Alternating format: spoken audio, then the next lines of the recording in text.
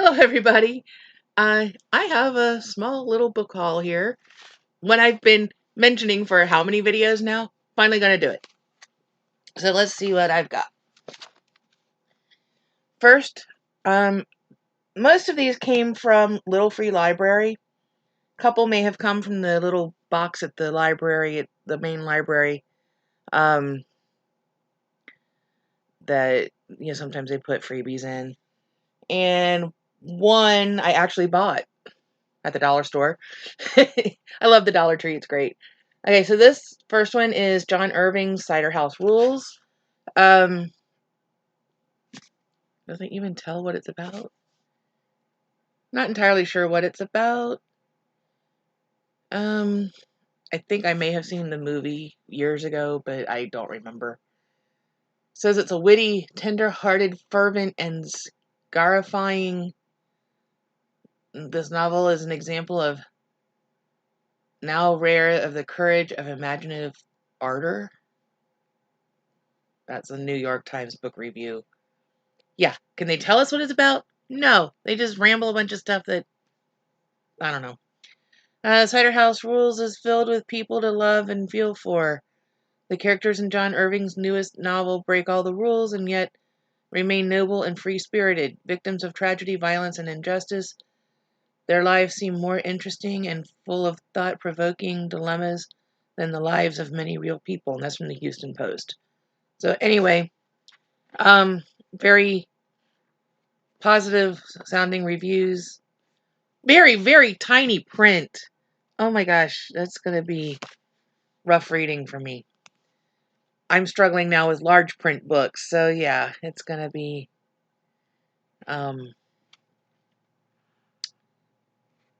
a challenge to read it with small print. I will see if I can track it down on audio. I think this one may be on the 1001 books to read before you die list. I'll have to check.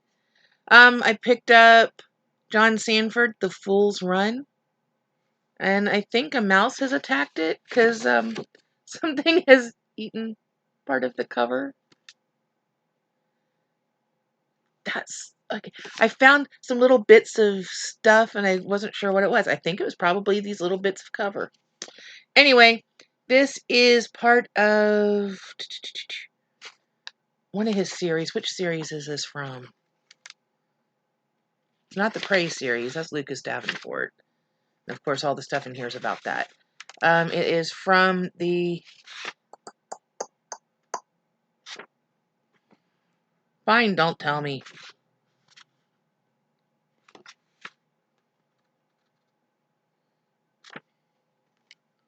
I don't know, it's from one...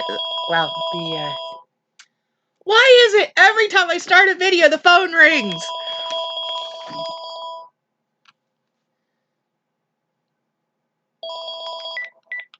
I don't know. Never seen that phone number before. Anyway. What?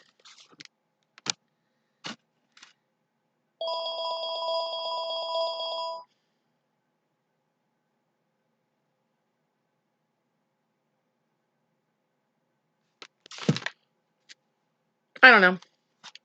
Well, there goes the cover.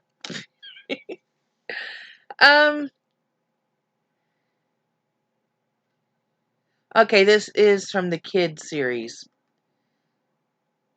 Fool's Run. This time their playing field is on the cutting edge of high-tech corporate warfare. Kid the computer whiz and Llewellyn the thief are hired by a defense industry corporation to destroy its business rival through computer sabotage and espionage. If Kid and Llewellyn can pull it off, they'll reap millions of dollars. When mistaken, they could spend the rest of their lives in prison. Everything goes according to plan as the technological takedown unfolds, but their string of successes turns into a noose when the ultimate con artists get conned. Apparently this one was published under the name John Camp instead of John Sanford. Same guy. I've read several of the Lucas Davenport novels, the Prey novels.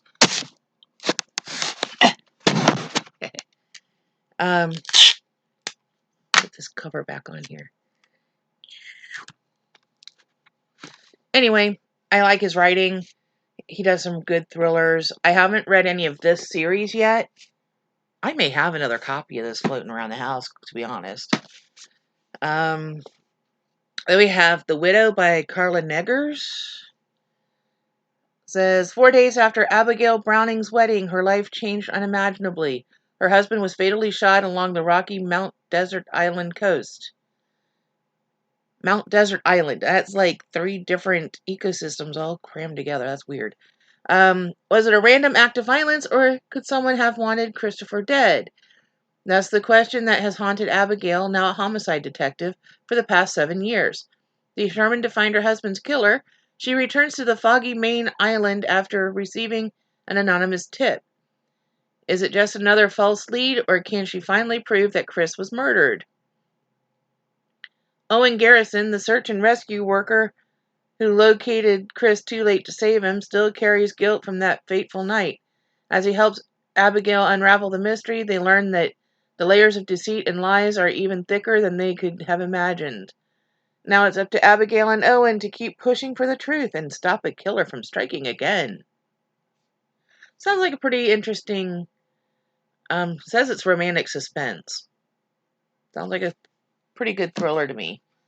Let me pull these 2 to go with this one. I hit the Little Free Library one day and found 3 books by Mary Higgins Clark. We have I Heard That Song Before. When Kay Lansing was only 6, she sneaked into the hidden chapel of the Carringtons' New Jersey mansion and overheard a man say angrily to a woman, "I heard that song before."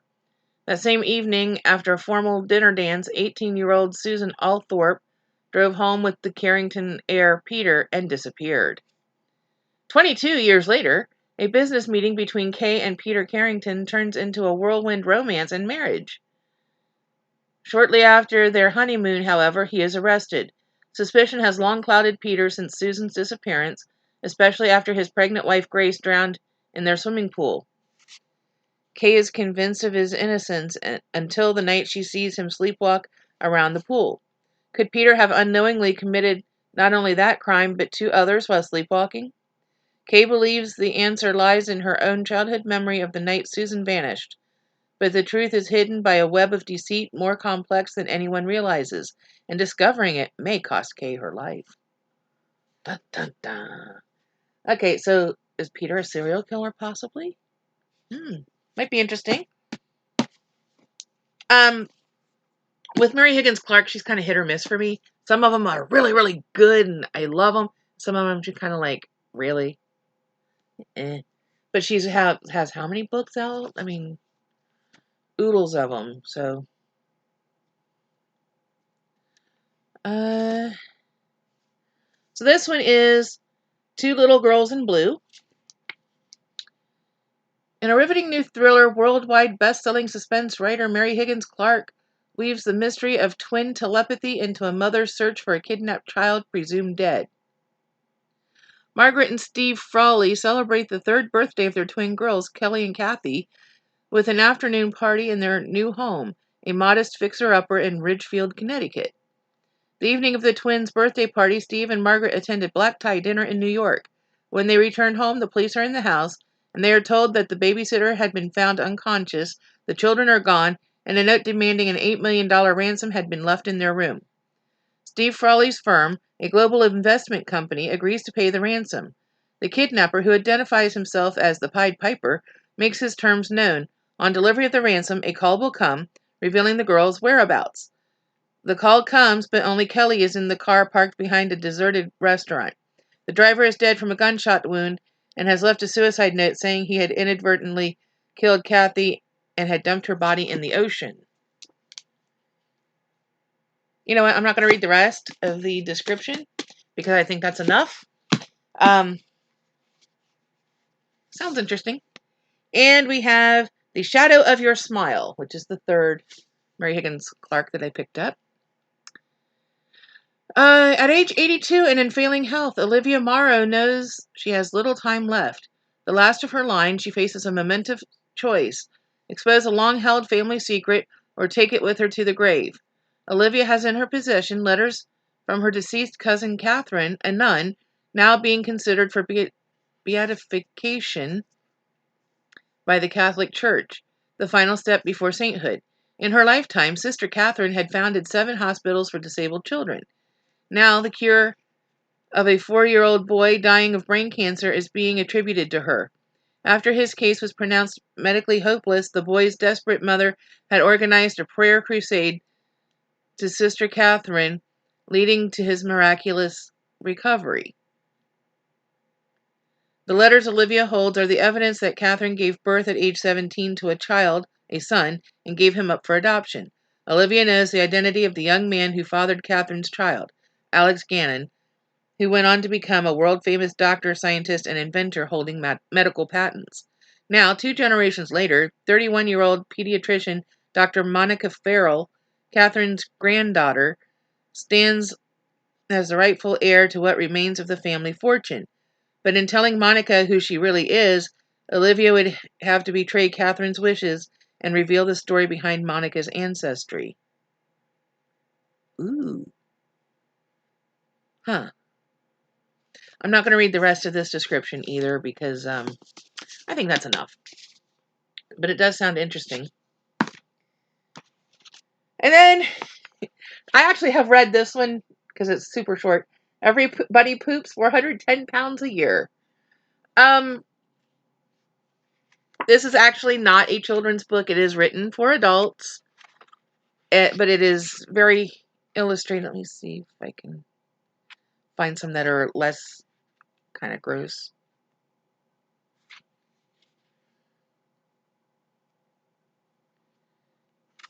There's some of the illustrations. I mean, they look like illustrations you might find in a kid's book, some of them. But they are actually for adults. Although I think older middle grade kids would probably be fine with this. But it's facts about having bowel movements and poop and what happens to it after you've, done your business and such. A lot of facts. It's kind of fun. It was entertaining and interesting, and parts of it were kind of nasty, but I mean, it's poop, so of course it's going to be kind of nasty. Then I found Marvel Spider-Man Far From Home, Peter and Ned's Ultimate Travel Journal. This looked fun, and I enjoyed Spider-Man Far From Home. And I don't think this is going to take very long to read, because, I mean, it's like fairly large print. There's a lot of pictures drawn in it. I mean, that's all pictures here. I think it'll be fun.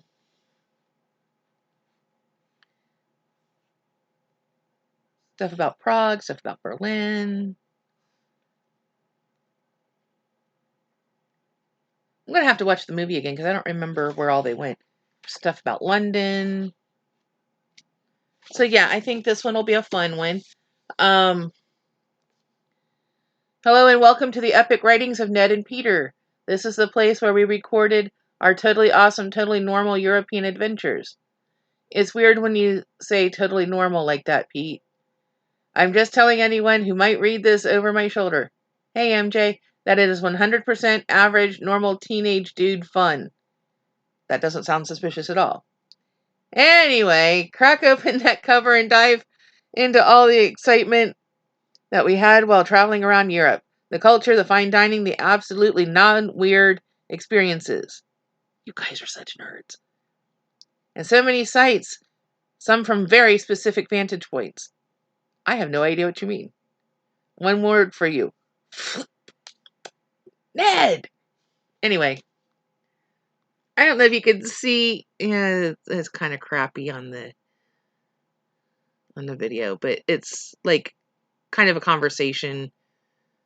You got like the fine print in black and then a little bit bolder in red, and you can't really see the colors very well because I got crappy lighting. And lots of pictures. So I think that one will be fun. And then I found Even If We Break in the little free library. I mean, this looks like it's never even been opened. Aside from me opening it to shove a bookmark in there at chapter 1.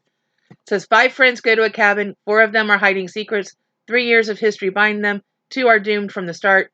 1 person wants to end this. No one is safe. Are you ready to play?